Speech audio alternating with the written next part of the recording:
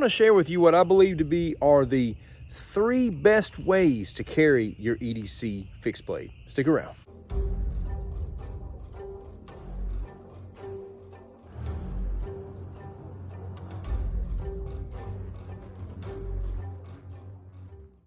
Welcome to Self-Defense Sunday, my friend. Every Sunday, I do videos talking about self-defense tutorials, important things to know. Today, we're going to be talking about the ability to access your blade effectively.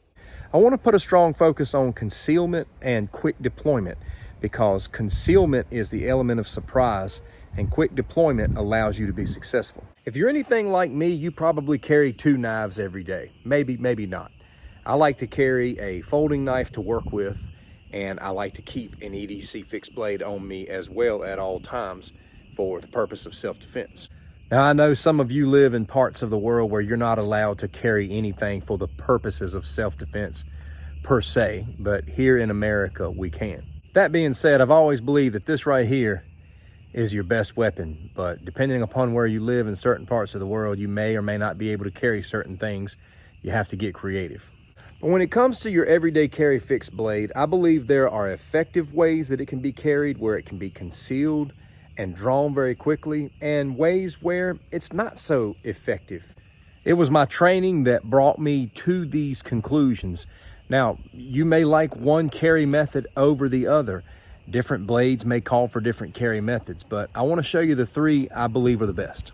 Now, in this video, I'm going to showcase the Tops Saw 02. This is one of my favorite fixed blades in my entire collection. It's my most commonly carried fixed blade. It's really just the perfect size. It's compact, but it's stout and it hits hard. It's about 3.5 inches of cutting edge on the knife here. The blade length here is 4 inches, but not all of that is cutting edge. But the sheath is what we've got to talk about, because with Tops, you get these rotatable clips. You can rotate it around to carry it however you want to. This blade allows me to carry it in any of these 3 positions that I'm going to talk about in the video very comfortably. Let's talk about the first position, and that is horizontal carry. I can turn this clip just like this and carry this knife perfectly horizontal right in the front. It's not visible. Let me back up here so you can see this.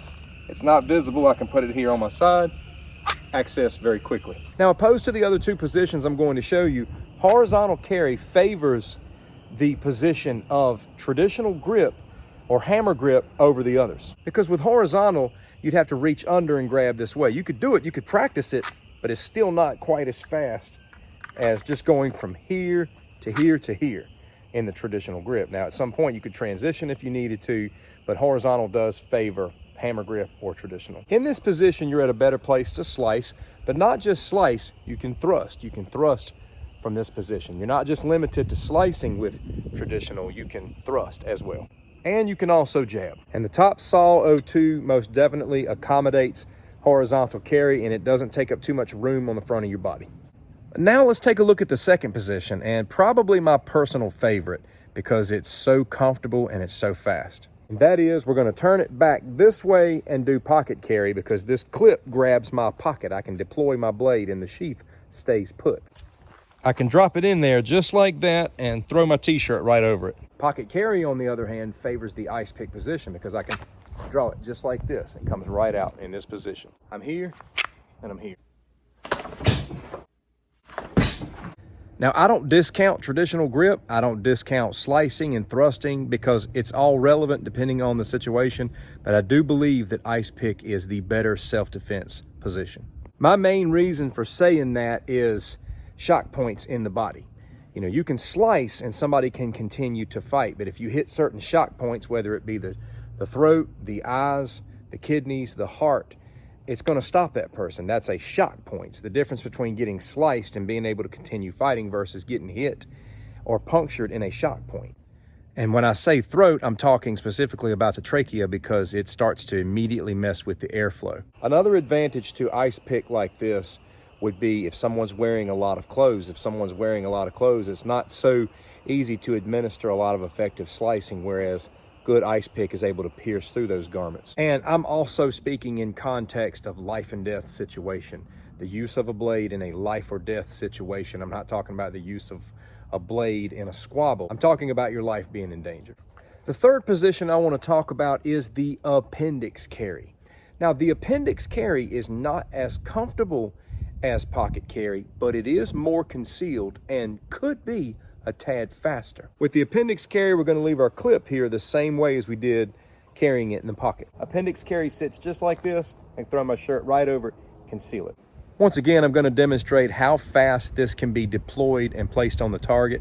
I'm going to clear my garment, go straight down my center line at a shot point. In that scenario, I'm clearing my garment, drawing my blade, and putting it on the target in one fast motion. It's not just about the 3 best carry methods, but the right tools to carry, because there are some knives out there that are just not appropriate for any of these carry positions. I found a lot of what I was looking for in the SAW 02, as well as a few others that I carry. My favorite length for everyday carry fixed blades is nothing over 7 1/4 inches, which is what this is right here. And out of all of my blades in my collection, my Tops 02 is my most versatile carry. I can carry this in any of these positions and be satisfied. I also like how this is appropriate for any form of grip or combat style. And best of all, I've got a tank of a blade that I can conceal.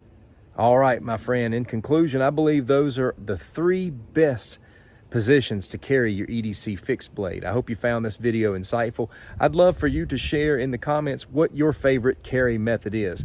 I'm not saying that one is necessarily better than the other. I just wanted to provide what I believe to be the best 3 options for concealment and fast deployment. Thank you so much for watching. Take care.